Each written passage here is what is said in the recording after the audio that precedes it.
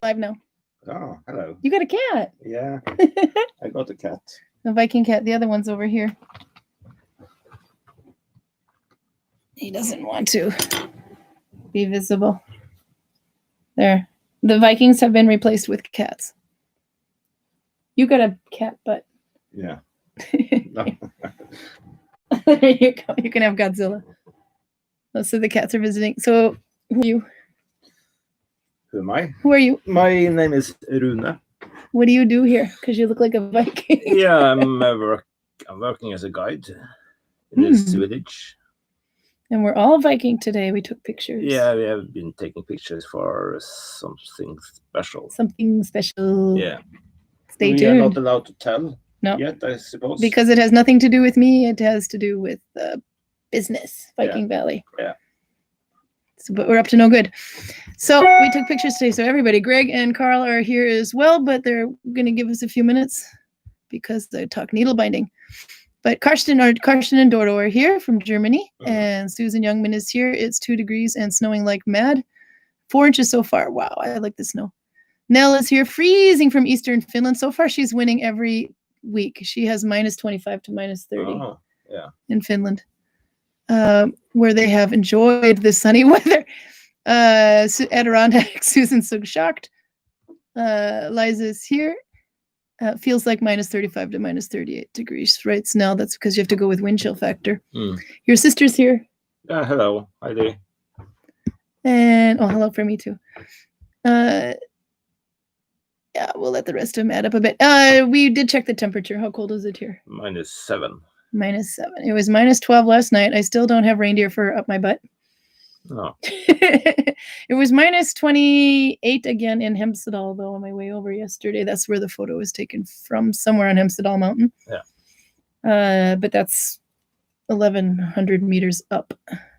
So it's a little bit, but it's always warmer here. Yeah, in the eastern parts of Norway, it's normally colder than the western parts. Yeah, because in Vestby we had heat from the Gulf Stream on this western side. I think also the mountains, I think, or yeah, but mostly the Gulf Stream. I didn't know that.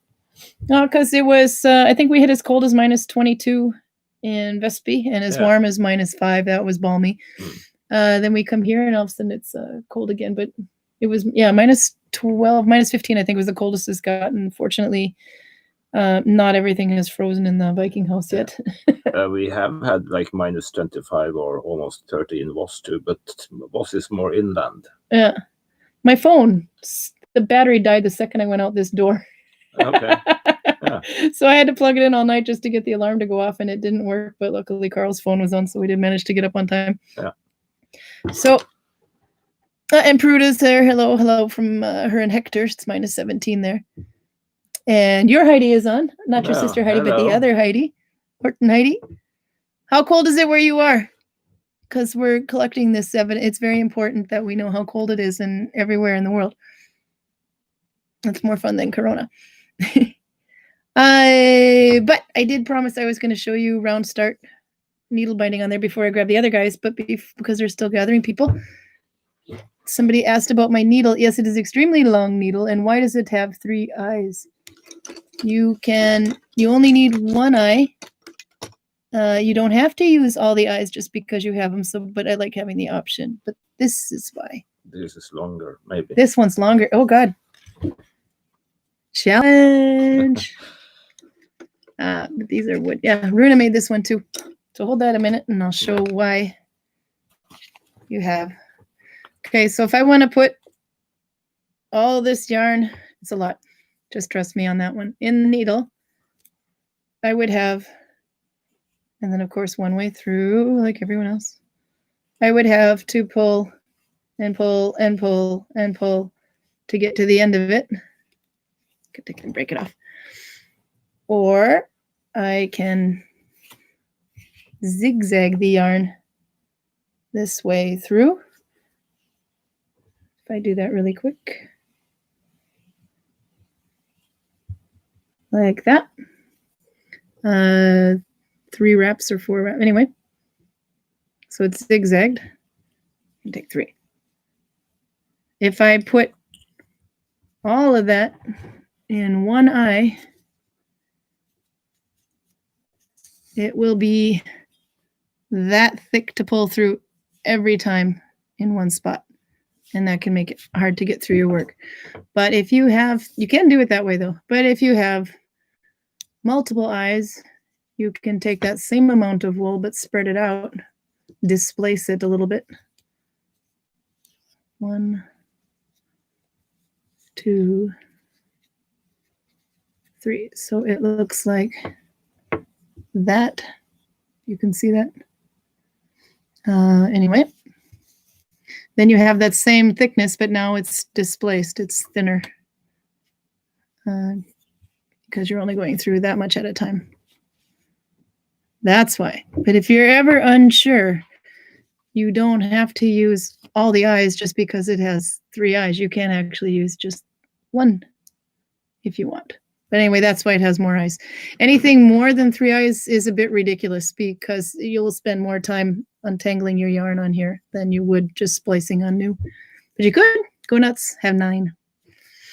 Anyway, and the reason I have a long needle is the personal preference. It doesn't matter how long your needle is. I use the long needle because when I needle bind, find something I was working on here. I can do this. I have too many projects on the table.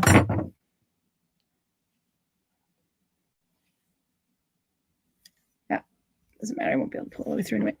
So when I needle bind, I make my stitches normal. If I have a short needle, I can only push it that far in and I have a lot to grab onto. But if I have a long needle, I can push it that far in and it's easy to find something to grab onto. But because I don't have much grip in my fingers because I have carpal tunnel syndrome, I need a lot to hold on to. But there's no rule or reason to have a short one or a long one other than personal preference. The same thing with the width, it's your thumb that determines how fat your stitches are going to be unless you are tightening to the needle. And then you can choose where on the needle you're tightening it to control the tension of your stitch. And then finish your stitch. I can go more into detail about that later, but I did it a bit last week. Anyway, so the thickness doesn't really matter either unless you're tensioning to the needle. But if you're doing really tiny stitches, you might have a problem in the next row trying to pull the fat part of the needle through if you make them too tight. So if I'm using really thin yarn with a dense stitch, then I'll go with a thinner needle. And they can be round, they can be flat. Doesn't matter, this one's a flat one. And then some are bent. Sometimes they like them bent so they can go around a little bit, follow your work around or the other way. But you have different needles, so I thought I'll let you show yours. And then you can tell me what people are buying from you because everybody's different. The wand chooses the wizard. Yeah. Right now there are only wood needles there. I think the other ones are sold. Yeah, the other needles are what? Sold. No. Now they are made out of bone, Mm-hmm. moose bone. Have you done antler yet? Yeah, I've done that too. This is an issue I have with antler, though. You see how it goes inward? Yeah, I know. That's an antler one, but it where the brown is, it actually goes like that. But that one's antler. But the bone ones, which ones are the most popular? What do people, maybe bone is the most popular since you ran out? No, I think actually it's horns that's most popular. That's right, you can do horn needles too. Goat horn or cow horns. They look kind of almost like plastic when they're highly polished. Yeah.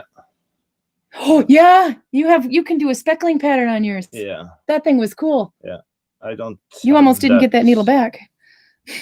I'm not sure where it is. Maybe it's sold. It might have sold. Yeah. I wouldn't blame him though. I was borrowing that needle and I almost didn't give it back. Yeah. So bone or antler or horn is more plastic-ish. Yeah. But they are natural materials. So. They can bend a little bit. Yeah. And get soft in your hand too. Especially horn needles can be bent a little bit. Yeah. And they don't break easily. Yeah. Wood breaks easier, but different kinds of woods too. So if you use a fruit tree wood, then they are normally harder than other kinds of wood. Yeah. And some like them bent or small. Pick a chair. or some like them long and not bent. Yeah. You also have some with grain. This one made a grain. You might have to hold them all the way up so they can see them. Yeah. I don't know if you can see the color. There's a color shift in there. Yeah. And that one too. To see them. But you sell these. Yeah. They have price tags from the shop. Yeah. But you can contact them directly too.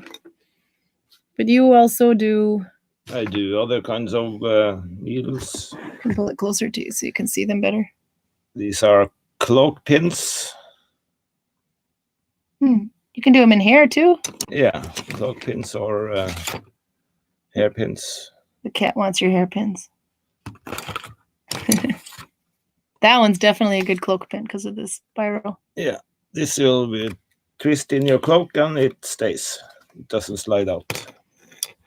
What's the favorite kind of wood for you? I don't know. It depends. So I can show the Round-Start. Now we get more people. John McIntosh and Holly is here from Normandy, Tennessee. The hat on the video pic is Darling. I have it with me. Is that one of your patterns? It is, but I haven't shown the acorn top, but I'll show that today. You can call it an acorn top, or let's just face it, it's a nipple hat. Yeah. Did I actually bring it in here, or did I leave it out there? No, it's something. Oh, it's over there. Can you? Yeah, you with the man with the cat. Okay, so I haven't finished it off yet. This is that hat, but I have to do it. They know I'm going to do it anyway. So this is why we call it a nipple hat. You can call it an acorn hat anyway, but there's a lot of Vikings. So if you screw up on your increases and it goes like this, just continue it anyway because people actually ask for this. So I have to force myself to make these every once in a while. Anyway, no, Karl, you get to model it for us. I think you look great with a nipple on your head. It does actually look pretty good though. And you can roll it up if you want to, but I don't know. I didn't make it long enough to roll up, but it's almost a little too long the way it is. Work it. Work the nipple. No, work the nipple. There. So clearly it's a favorite among women. Or men. I don't know. Okay, you can give it back now. Thank you, Karl. You make a really great model. Okay, so there's round top, a nipple top, or what do you want to call it, acorn top, and then there's flat top. Just a bit like that. You could also make them more this way too, if you want. It all depends on how you increase. I can't stop doing that one. Okay, so I forgot to grab a thin needle, but this will do. So I'll show you a Round-Start. To turn the camera back on. Yeah, I will. I just have to get my string unsorted first here. My string sorted. There's that one, and then there's this is left over. Okay, I can do this.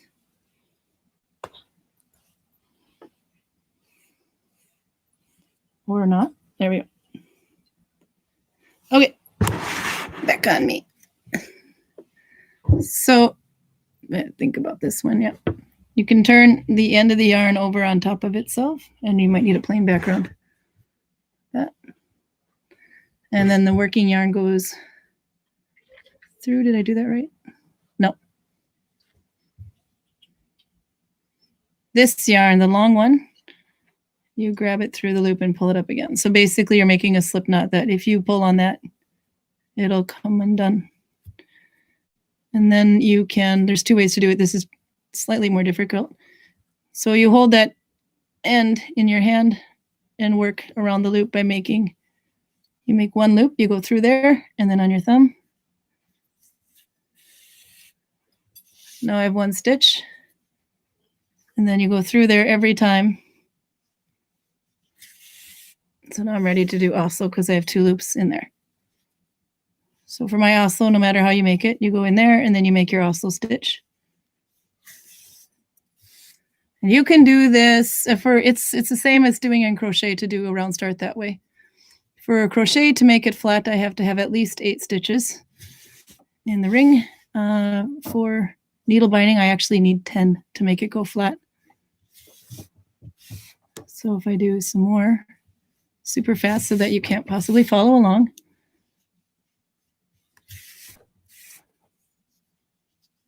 Are you fascinated? Yeah. Really. I make this look easy. You're in that group that says, I will never try this again. I will never learn it. You will never learn it. I don't want to learn it. Okay, so I haven't counted, I've done about 10 stitches. Then you stretch them out a little bit. And then you pull that tail and it cinches shut and you have a rosette. I don't know if you can see that. So then I can connect and go around. So that's one way. Another way is to make a chain. This one I have over here. Make a chain with an Oslo chain with a really long tail.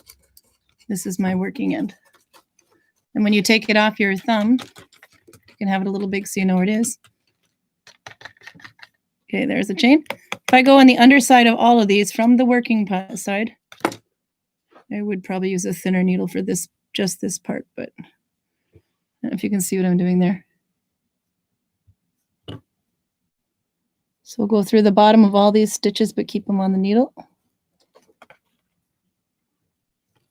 Like that. Not distracting at all, Rune. No, I'm just kidding. You can do it.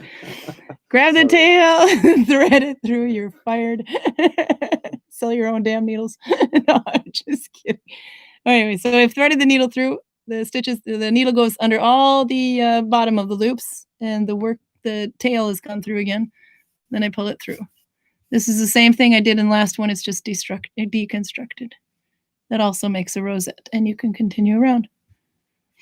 So to make it go flat, like this one is more or less flat, you would start with maybe 10 stitches, depending, and then you increase in every stitch. And then the next row, you increase in every second stitch. And the third row, you increase in every third stitch, just like needle crochet, and you keep doing that over and over again. If your hat goes like this, then you're going to need to increase a little more often, maybe repeat a row. If it starts doing this, then you're increasing too often, and you might want to skip a row of increases. But you kind of just got to play it by ear. But make sure you stretch it out to see how flat it really is, if it's actually bulging or not. If it bulges a little bit, maybe say like that, it doesn't matter. You can put a wet cloth over it and then set an iron on top and it will stay flat. But if you want a nipple hat, then you have your ring. Where did I put it? I lost my nipple. It's around here somewhere. Don't mean I have to make a new one. Looking for? A pink nipple. Down on the right side. Thank you. Rune found my nipple. Okay. If you have those 10 chains, the 10 that you start with, and you don't do any increases, it will go like that. And you can do that for as long as you want your nipple to be. And then you start increasing like you normally would for a flat start. If you start with less stitches or don't increase as much, it'll go like, But anyway, that's how I did the nipple hat. Should we catch up on chat? Because I've now scared everyone with all this talk about nipples. Liza says, speaking of Northern Europeans, she had a DNA test done and was almost a quarter Northern European, which is awesome, but it doesn't give you any more specific information than that. Are you Northern European? Do you think your family comes from Northern Europe? Yeah. It's so much easier for you guys. We Americans, we have no idea. We're a bunch of mutts. We don't know where. You can go into the old church books and see how far back we can go. You're all related to royalty, I think. Nah. Some of my family comes from Germany and from the Hanseatic League time. But some of it is old farm families. Yeah. And you're 100% Swedish? According to the church books, as long back as we can go, there are no foreigners. But there is a little caveat to that. Yeah. And that is the Spanish Armada was blown off course, and some of the ships ended up in my district. According to the church books and the public records, these people didn't marry anybody. No. They didn't get back to Spain either, so they just lived out the rest of their life in that district. But by some strange coincidence, a lot of people started having dark hair immediately afterwards. You know any of those people? No. Is this why you look somewhat more Spanish than people would expect a Norwegian to look like? It might be. It might go back to trails from the Viking Age. Spanish migrants, not registered in church books. And there is a lot of good explanations for this. Yeah. You, on the other hand, do not exactly look like a blue-eyed blonde either. No. But you have a little bit of a Laplander because you got squinty eyes. Yeah. My great-grandmother was Sami. Yeah, that's what we call Lapland in the United States, or the Sami district. Yeah, but not just Norway. It's also Norway, Sweden, and Finland. Yeah. Yeah. But she was from... I don't remember. She was Kvene. That's from the southern parts of Finland, or it's more southern parts of Finland. Yeah. But they are kind of Sami anyway, aren't they? Yes, I think so. Yeah. Yeah. And then I have some from traders from Germany in Bergen from the 16th, 17th century. Yeah. And some old farm families from Trøndelag. Yeah, because that's so you're about halfway up Norway. That's where you're from, where you were born. Yeah. So I think I can trace my family if I want to. Yeah. At least back to Viking Age. Traced my ex's family back. Getting back to 1700s wasn't any problem. In the United States, I can't even get my family back to barely into 1898 is when my great-grandmother was born, and I know where her parents came from, but that's it. I can't get any further than that, and that's Poland. Yeah. And so I'm a third-generation American, so my great-grandparents were the first ones over, but I can't get farther than their parents because, as far as we know, it might not even be Poland anymore. It could be. Yeah. The borders have changed so much on Poland. Yeah. And then apparently I have some German family, but I have no idea where that comes from. No. And then we have the red hair gene, so that screwed everything up. And I don't know. Yeah. Anyway, let's see. Who else do we have here? I hope that Tesla continue to evolve as far as access. Yeah, so it's extra exciting for United States or people from the United States to know where they come from, because the only people who actually come from the United States originally would be American Indian. Yeah. So we don't have a sense of history as much as you guys do. You've got buildings older than our country. Yeah. Which is really kind of cool too. So that's why I think Americans are so fascinated in the backgrounds. Maybe, yeah. Yeah. And maybe because of the royalty. Oh no, we got the Trumps. Nobility. And the Kardashians and the Kennedys. Yeah, but you're not falling for that crap. In Norway, we don't have so much nobility, but Denmark and Sweden have more. We have in Norway too, but not in the same grade as Denmark and Sweden. No, you still have a king and a queen. Yes, and we have the crown prince, barons, and we had. I don't think they are recognized anymore. No. The only kind of nobility we have is the St. Olav's Orden and the kind of knights. Yeah. But that is life pairs. That's not inheritable titles. No. Here's another interesting thing. Peruda writes, "Welcome to Ravenclaw, Rune. You have been sorted." Yeah. We talked to after the sending last week. We sorted Rune into Ravenclaw. So you are Ravenclaw. You're Hufflepuff. I'm not talking to you anymore.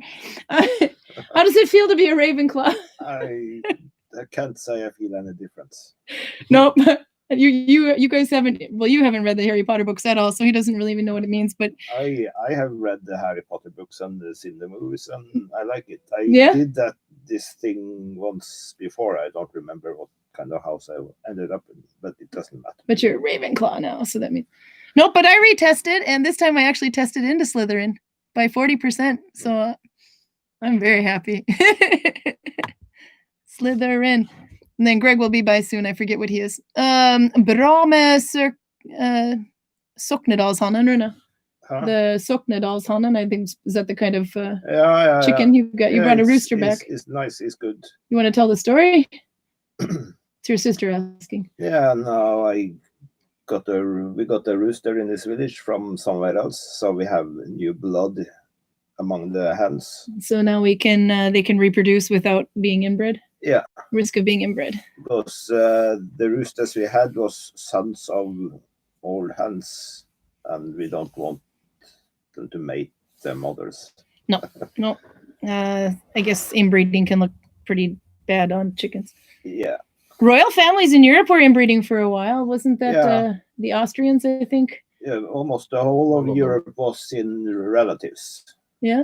Yeah, the Russian Tsar was the brother of King Edward, or Cousin, I think. cousin, yes. Isn't that? And then they got features like a really overpronounced chin. Actually, no, Yeah, that's the Habsburgs. The Habsburgs is what I'm thinking of. That's why I went But the Austria. Russian Tsar and King Henrik or something, they looked very similar. Yeah.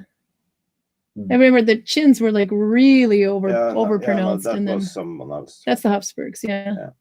And then there was the blood, because the royals were breeding among everybody, so they have a blood issue. Yeah, because No, What is it? turns out it's a good idea not to bang your closest relative. yeah. Um, The problem with royals, if you have a princess and she wants to get married, she has to marry a royal. Yeah. At least it used to be like that. Yeah, because in Norway, the crown prince, the one who will inherit the throne, he's in his 40s now as well, I think. Yeah. He married an unwed mother. Yeah, from normal people. From the normal people. It's like a true Shrek story. Yeah. No, so But in the old days, you had to marry another royal, and that narrows the. Yeah. And as much as I follow the royal family, I believe she's actually doing a really good job. Yeah. They've been married for almost 20 years now, I think. Yeah. Anyway, you've got a Ravenclaw fan club going on here. Now, how to determine where? I forgot what that says up there. Oh, that's something else. Okay. Yes, I actually do have a needle with up to 9 holes. It's really just for bragging rights. I'd have never used it because I'm afraid it's going to split in two. Let's see. Liza says she's almost caught up with watching the Nalbinding vodcast. That's cool. That's a lot of we're at 44 now. Oh. People have been watching. Yeah, so I went on the needle binding page and I had to kind of toot my own horn. I posted a poll, is it just me or do we have a lot of newcomers lately? And I was happy to see 191 people so far under the I will learn this craft even if it kills me. 52 have been doing it for about a year now. And then there's probably another 20 or so scattered in the same new category. So it was really quite cool to see that there's definitely been a surge of interest, at least in the needle binding group on Facebook. Yeah. So that makes me happy. Spread the word. Now more people will know what it actually is. Holy crap, there's a lot of chat. Holly here from Normandy, Tennessee. The hat on the video pic is darling. Is that one of your patterns, Karen? I did answer that actually. Yeah, it's the Round-Start top, but I didn't increase the first couple rounds. The good kitty right here. Good morning, Robin Woodman. You remember Robin from United States? She was here in 2019 summer. I think that was probably pretty much the last time we had Americans here because of Corona. I think I didn't meet her. No, there was 4 Americans here. Yeah. And she was one of them. They stayed in house number 1. Let's see. Love the needles on the cloak and the hairpins, and love the hat, says Kirsten or Holly. You're funny. The hat looks great on you, Karl. Do you want to wear it again? Are you done being a hat model? I'm done being a hat model for now. Okay. Kathleen Egan is here. Hello, everyone. Late to the party as usual. My YouTube name used to be Miriam Hartel, but I changed it to my actual name. I need to do that on Ravelry. My name isn't my actual name on Ravelry. because it was created back in the day that you didn't want to reveal too much information about yourself on the World Wide Web because bad guys would come and kill you in your sleep. It's good that everybody suddenly turned nice on the internet. Oh, yes, yes. The internet is a nice place. Andrea said she's going to try her hand on the hat. Yay. Ann Decker's here. Hello. Andrea, by the way, hello. She says she knows for sure on her dad's side is from Austdal, months in the United States. Norway, Nausteller, Huftammer. They're also called Kolbeinsvik. Regina said she did her DNA. It's Irish with a speck of Scottish and English. Regina's from England. And Decker is Swedish, Norwegian, Danish on one side, English, Scottish, and a smidge German and Dutch on the other. I'm telling you, the Americans were all mutts. It's a melting pot. Yeah. That makes us unique. And then there's more backgrounds. Din Heidi sier hei, hvordan har dere det? Hilsen Tord. Hilsen. Tord.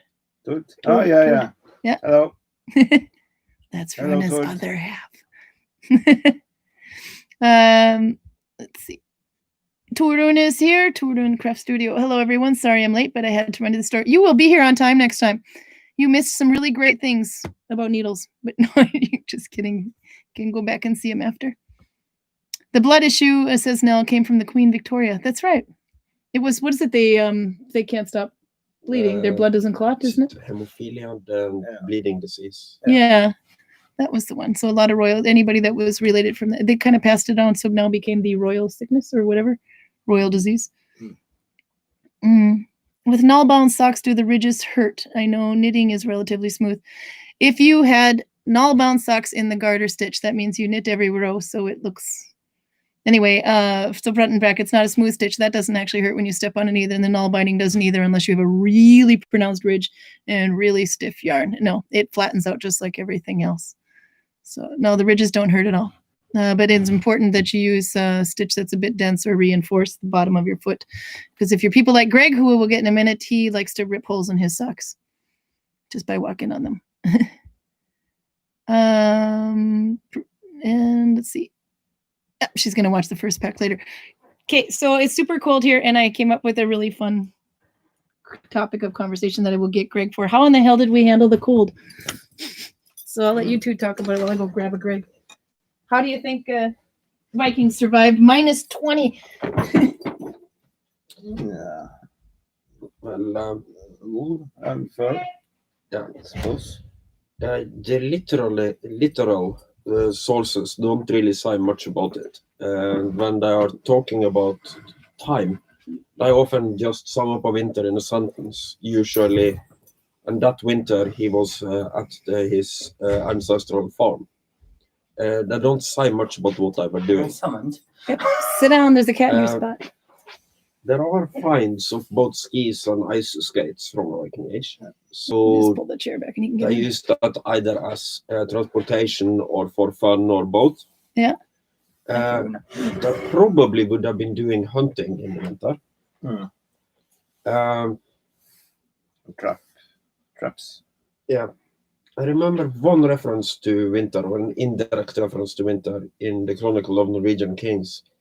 Halvdan the Black, father of Harald the Finehaired, dies when his, probably a sled, goes through the ice. A lot of people had been traveling back and forth over a frozen lake, and the horses keep pooping.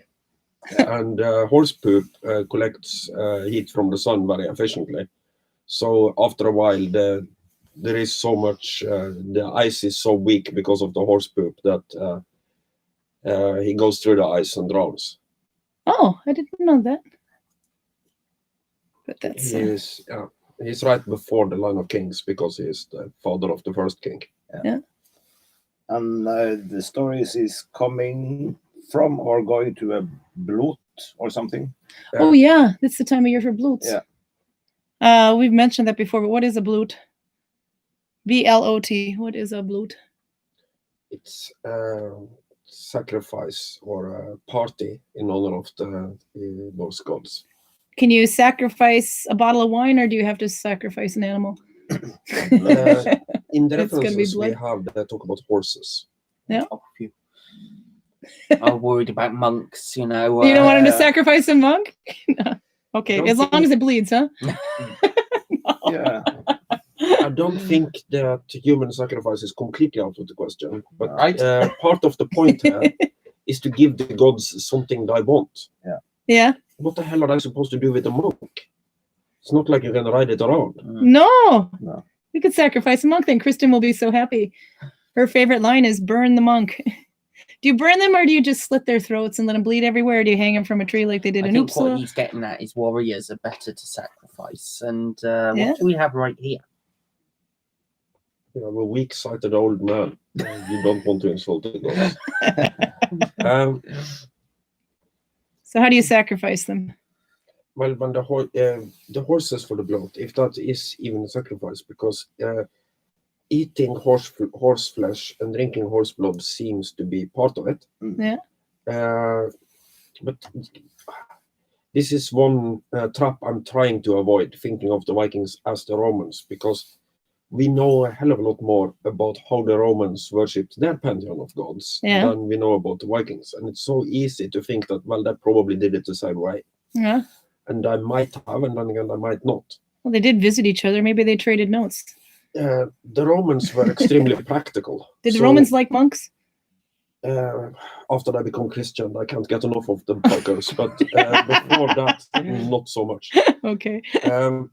Crap, that meant I But, was in danger both times. The point is that they eat meat Yeah. and they sacrifice animals to the gods, and the Romans kind of combined the two. So basically, there is a theory that basically no animal that was eaten in Rome for almost all of its history was not sacrificed to the gods.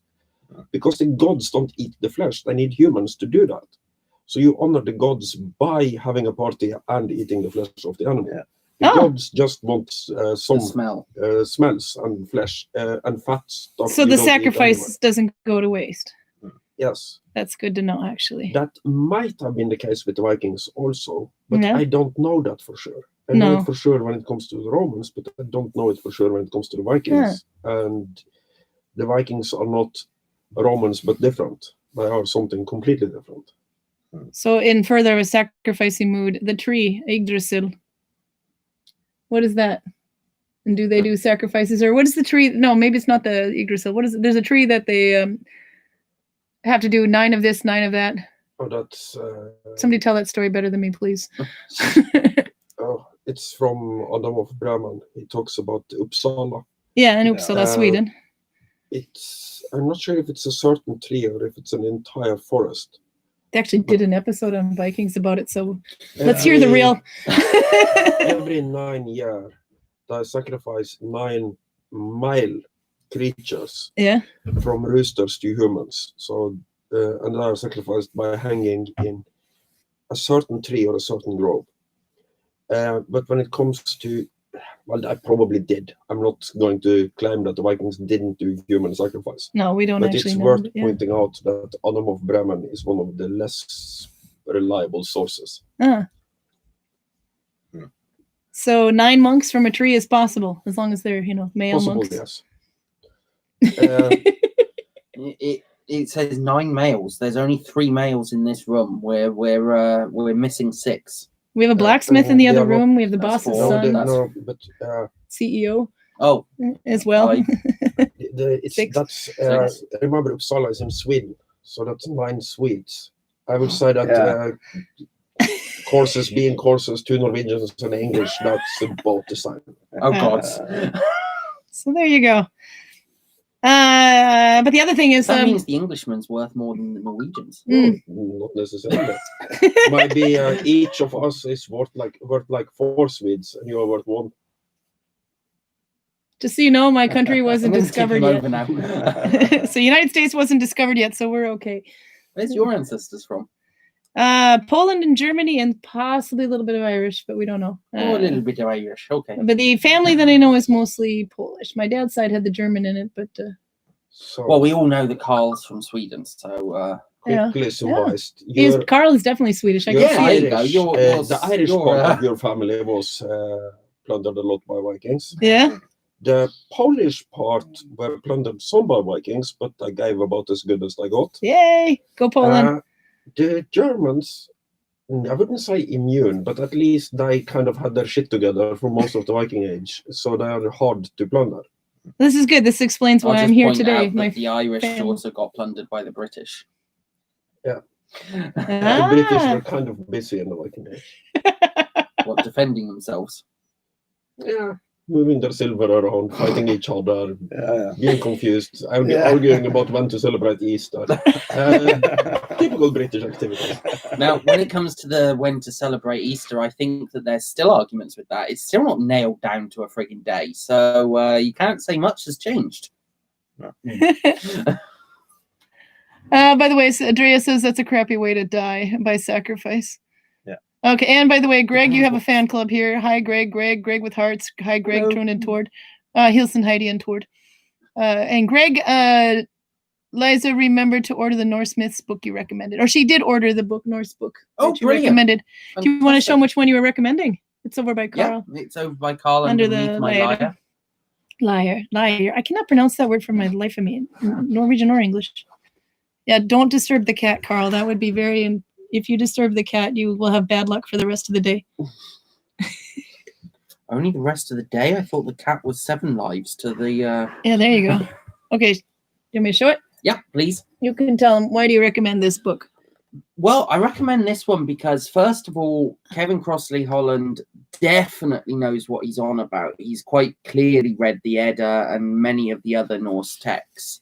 Yeah. This also is one of the most comprehensive for a large amount of the myths revolving around the gods and even some of the sagas from the Vikings as well. But even other authors, such as Neil Gaiman, says that this guy's better than him. The actual recommendation on the top from Neil Gaiman just simply says the master. Yeah, that's pretty good because Neil Gaiman's good. Exactly. Yeah. So when you have other authors like Neil Gaiman saying that this guy's the master, they kind of listen to him. So yeah, it is a really good book. This particular version is a little bit more similar to how the original tales were written at times. So sometimes instead of calling Odin, for example, they'll talk about the Karin father and so on and so forth. But that's just a little bit about how he was occasionally represented. And it is just generally a very good source book if you're interested in myths in general. Yeah, because that's where you've been getting most of your stories from them. A lot of it. That you and a few episodes back and whatever. Then Greg's telling stories, which by the way I'll corner you in a minute. Liza, right? Which stitch do I recommend for socks? I like a slightly thinner yarn than this, and Mommen or Finish 2+2 because it's very dense. But you can do an F2 connection. You can look that one up. But anyway, an F2 connection will make it slightly more dense. That's when you go through a new one and an old one.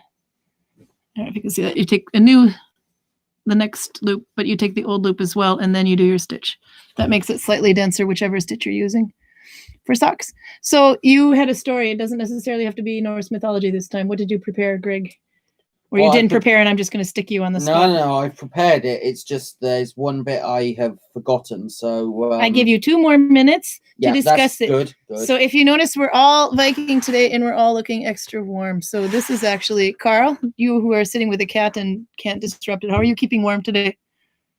When we were outside, Dressing with basically every stitch of Viking clothing I have. How many pants do you have on? Just one set of pants. But they're wool. Yep. How many tunics do you have on, or shirts? What are you wearing? What are you wearing, Karl? I'm wearing a green tunic. Yeah. Then a gambrosson. Then a woolen shirt. And then my cape. And wool. Except for the gambeson is I'm not padded. Sure. The innermost tunic might be linen. I'm not entirely sure about that. This is the Viking fashion show. I'd make him stand up, but that cat looks pretty happy. This thing. You who know the textiles, is this wool or linen? That's wool. It's a finer wool, though. Yeah. So you have a wool tunic on and a wool tunic on and a wool coat on, a gambeson, which looks like it's linen but stuffed, padded. Yep, this is. That's why you're looking extra puffy today. Christmas did Karl good. And a cloak and some, and you don't have leg wrappings on. No. See, now this is what makes Rune slightly warmer. Rune, what are you wearing? I have woolen socks. Yeah. And shoes, leg wrappings, woolen pants, linen undertunic, woolen outer tunic, short sleeved. But I have. You had more on you today, though. What else did you wear to keep warm during I picture have taking? a cloak, Which is wool. wool, and thicker. I have goat skin, Yeah. which is not very warm, but. And it check out helps. the awesome hat with a B for back, so he knows where the back of his head is. Yeah. And then But I think in the Viking Age, you use wool and fur is very good for keeping warm. And of course, if you kill a reindeer, you don't throw away the fur. no, I You would wear use the it. fur. You know what though? I saw that there's a new link out with they went through one of the Yeah. graves in Denmark Yeah, they and found. What did you read on that one? You're better at remembering these I things than I don't am. remember what kind of animal the fur was, but they used. Beaver and otter were Yeah, at least yeah, two of them. yeah. Yeah, and a marten. Yeah. So they didn't look anything like the reindeer, but that's why. No, but that's why because they don't have reindeers in Denmark. No, and then one of the persons who was posting it suspected that it might have been influenced on France, but Yeah, but if you have. influenced by French. You're not stupid if you kill a beaver or otter or whatever, and you notice it has warm fur, you use it. And even though the design might be influenced by Yeah. the French, I don't think the idea of using furs No. is from the French. No. Because if we are so stupid Yeah. that we need people who live south of us to tell us how to dress warm, then we probably wouldn't have been much of a headache for the rest of Europe. No. And if my cat can handle being outside in that fur, then it's probably good enough for me too. You can What go are you saying you're going to do to I'm your gonna cat? skin my cat and keep the fur to keep You can warm. go to the modern days Greenland and look at the Inuits. They Yeah. use fur. They use Why do sealskin they too. use fur? Yeah. Because it's warm. I think so. They don't throw away the seal skins or the reindeer fur or the polar bear fur. No, Native Americans used leather as Yeah. well. Bear. So- Yeah, that's for something else. Yes. For the female aspect, Yeah, look at that. Oh yeah, perfect. Karl's wearing. You Oops, sorry. don't need to skin the cat to use No, it. you just put the cat. It's You just actually wear it like a better if scarf. It's not skinned, so Yeah. long as it'll sit there. So before we ask Greg what he's wearing, I'll show you what I'm wearing. Okay, so wool pants. That might be a cheat. Wool dress. Yeah. Sounds Wool like it. seleshula or apron dress. Nalbound neck warmer. And a wool hood, which is doubled. But because it's doubled, it's really good at blocking the wind. And wool coat. Mine is lined with linen. I regret that because the linen does not keep warm. So if the linen is cold and you put it on you, it takes a while to warm up. But if it was wool, you'd warm up almost immediately. And of course, a cat. Greg, what are you wearing? I'm not wearing as much as the three of you. You look because, colder than like, us. Well, it's only because we're indoors. But you and had I've that put coat them on you away. too over Yes. there. That So coat was on normally you. I'd be wearing that And coat, that especially wolf. if I'm outside, and the wolf skin. Yeah. Plus, there's a neck warmer over in the corner there as well. Yep, So I I would made be that. wearing that as well. Yes, the Karin neck That's warmer. on Instagram, actually, that one. Yes. Yeah.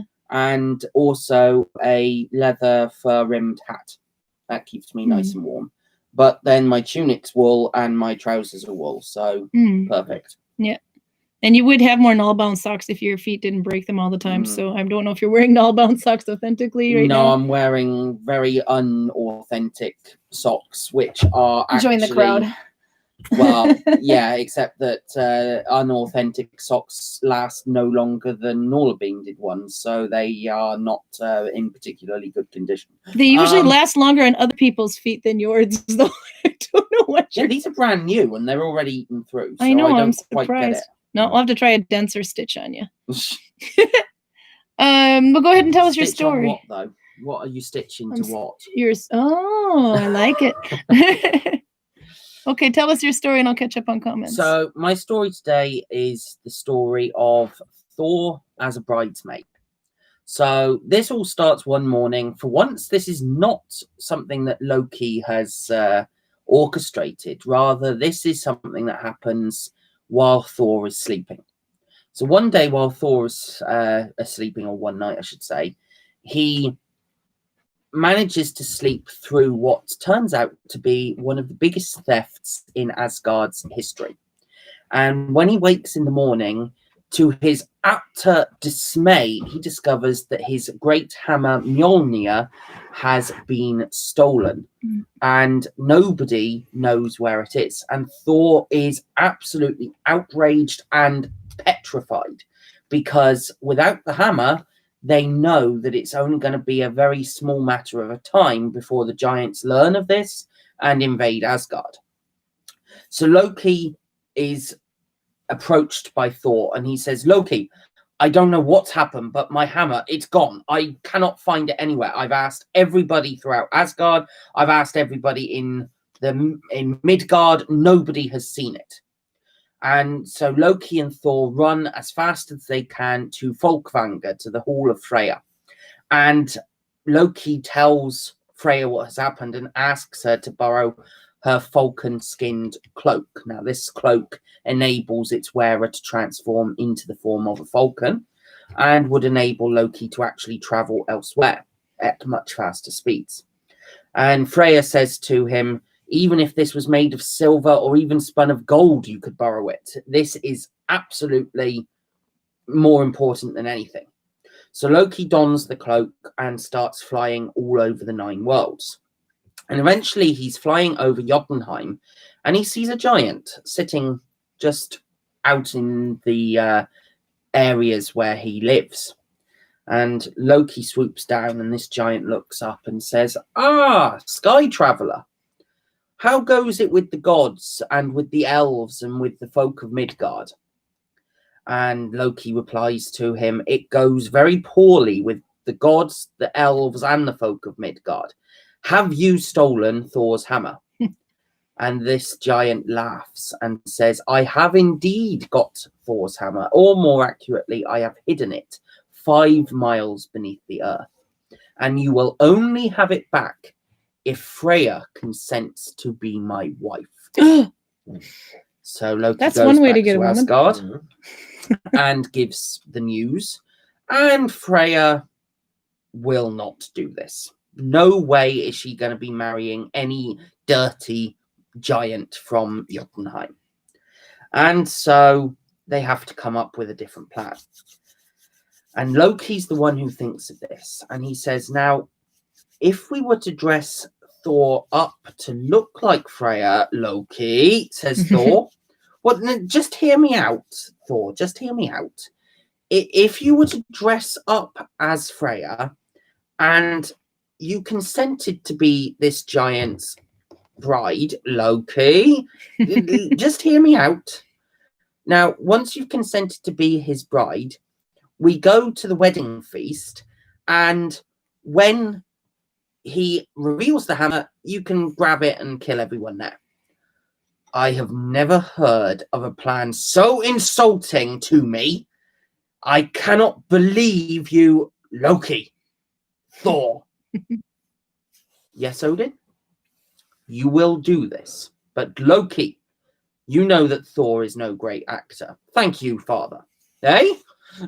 And so what will happen is, Loki, you will go as Thor's lady in waiting, and you will make sure that this goes off without a hitch. So they dress the very disgruntled Thor up as Freya, and off they go to Thrym's palace. And Thrym has planned an extravagant wedding feast, and he holds massive amounts of festivities. And as the night goes on, he gets more and more drunk, and he keeps trying to peek under Thor's veil, and Loki just manages to stop him every time. But, of course, being a little bit inebriated, shall we say, Thrym starts to get a little bit handsy. And so Thor is getting redder and redder until he's about the same colour as Runa's trousers here. You know, he gets pretty angry at this point. And eventually Thrym brings out Thor's hammer and declares that he will now return this to the gods and that Thor can have his precious hammer back. At this point, Loki dives under the table, for Thor stands up, rips the veil from his head and declares there's no need to return the hammer. I am here to collect it already. And he grabs the hammer and he slays every single giant in the room. Then he turns to Loki, he points the hammer at Loki and says, not one word of this will ever pass your lips, or you will be on the end of this hammer. And they return to Asgard, with the crisis averted, but a very, very disgruntled and embarrassed Thor following behind. Disgruntled, embarrassed? Would you be disgruntled and embarrassed, or would you be... I don't know. Yeah, maybe.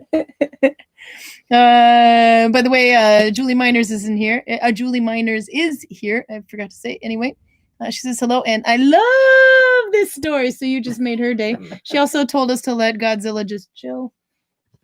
He's still chilling over there. He's still chilling.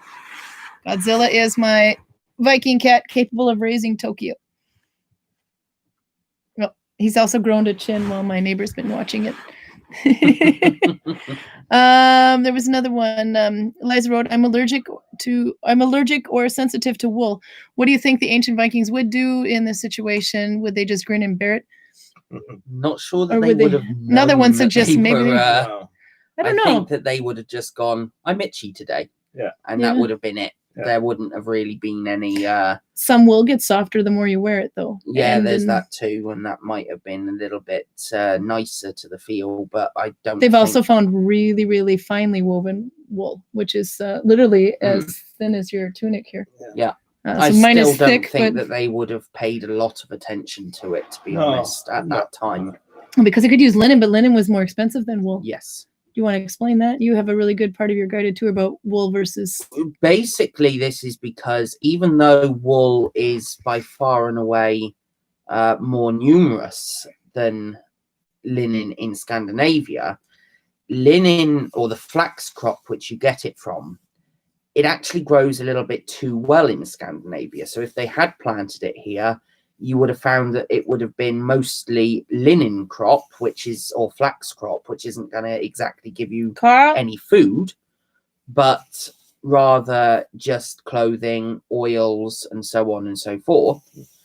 And that's not really going to help you survive. So rather than planting massive crops of this over here, they would often trade for it from other countries where it would also grow well, but had more agriculturally available land. But the trading alone makes it more expensive. So even if it isn't vastly more expensive like silk, it's always going to cost more than wool.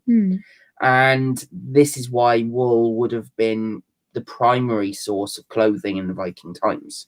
Much, much warmer too. It also, Well, that too. the lanolin, etc., also keeps it from blocking. Yeah, sorry. Yeah. Oh yeah. Also, Carl ditched us because he's got an addiction. Yep. Anyhow, we made him watch 10,000 BC and Pompeii, Yeah. and yesterday National Treasure. How do we think he handled 10,000? You were here for 10,000 BC and Pompeii. How do you think he handled that? Not very good. I think the beverage he was drinking went down a lot faster during Pompeii. I think Pompeii would have gotten him. I missed it, but I can imagine how he would have been Yep. at the end. 10,000 BC, the only thing that bothered him was the use of stirrups. Stirrups on the Because stirrups to horses. 10,000 Yeah. BC wouldn't have existed yet. But it's so much wrong in that movie, so it's hard to. even But he's start. also more heavily invested in Romans and Pompeii, Yeah. so it Yeah, I was don't know, because Pompeii, he's actually been there not too Yeah. many years ago. The thing that got me the most about Pompeii is the fact that it's the ash that actually killed him and covered him, and then the pyroclastic flow came over on top, which caused these casts. But in this one, no, they just went straight to the Pyroclastic ash. Yeah. Yep. But we have something Absolutely. to annoy Greg with this evening. Runa has found 2 movies, Hammer of the Gods, and this was eventually you were going to try to annoy Karl with it, but I think Greg's the one that's going to suffer according to Karl. I will annoy both of them with this one, and this is just an old. What's Ildkrieger classic- in classic, Norwegian? Classic movie. But I've heard that Ildkrieger has no dialogue in the whole film. No, it's La it Guerra was- du So that is Fouet. going to drive me absolutely insane because I hate movies without dialogue. Yeah, no, Quest but for Fire is the original title from Canada. Yeah, it's a very old classical, Mm. almost cult movie. 1981. Yeah. So these we're going to annoy Greg with today. Yeah. And then we'll have to pick out something new next week to see what we do. So anyway, we hit exactly 1 minute. Pruda says, don't forget nettle cloth. It grows wild and can be harvested several times a year. Peruda, if you don't mind, could you forward on the, you said you had some Links. lyre link music type stuff. If you could forward it to me because someone hasn't forwarded it on to me. Who I was should have. busy driving my car from Erstfold to So Westfold. if you wouldn't mind doing that, and then I can practice more and be playing the lyre next Mhm. week as well. Nell also points out, by the way, linen is more difficult to dye with a natural dye. So having That's colorful also cloth true. of linen would also be. Mm. She's right. We've tested that one. It doesn't stick very well. Yep. Thank you for joining us. You Thumbs up. show us now in the. Oh, yes. Oh, we had one. This is worth overtime. Okay, so these are I will needles. leave you to it because this is This needle is binding, and personal this is, between Runa and I, yeah, and- this is yeah. Okay. Bye. what are these called in Norwegian? Nål. Nål, N-A with a circle over it, Yeah. L, and It's a letter called Å. an O. Yeah, A with a circle over. I can write If it. you exchange that letter with an A, you get something else. You get this. That is a nål. A null and a null is not the same thing. Nope, so it's a, oops, I'm trying to type it. Nål equals squeegee. Whoop, That's squeegee. all. Nope, so that's the thing. We just wanted to point that out. A knoll. So this is a knoll. Knoll directly translates to needle. Yeah. And you have a sewing needle, you have a tapestry needle, weaving needle, knitting needle. This is a needle binding needle. So if you say knoll in Norwegian, this is a knoll. It's for cleaning windows. We've tried to needle bind with it. It doesn't work very well. Can't get that through the stitches to save my. And if you don't have the letter O in your Sure, you made it to the end. alphabet, Yeah. you might use 2 A's. You can use 2 A's, yeah. So if you're trying to make that A letter, A with a circle over it in Norwegian, and without the key, it's acceptable to write 2 A's. Yeah. So Karl, for example, whose last name is Aardal, is still pronounced as if it was A with circle over it. Yeah, Aardal. So even though it looks like Aardal, it's actually Aardal. Yeah. So there you go. Little trivia for you. And hi, Cherie. She made it in the end. Ask Greg about the audio, please. Oh, Greg! Norse mythology audio books, pretty please. Have to go and drag him back. Or I will make him post it. Yeah. Okay. Well, if you found us, I think, on the needle binding page, so I'll have him posted on there. If not, we will nail him down next week and you can kill me or sacrifice me to the gods. Yeah. Okay. We're leaving you because it's 1:03 now. Bye. We Bye. love you. Come back next Saturday, same time. All right, Bye. I go to the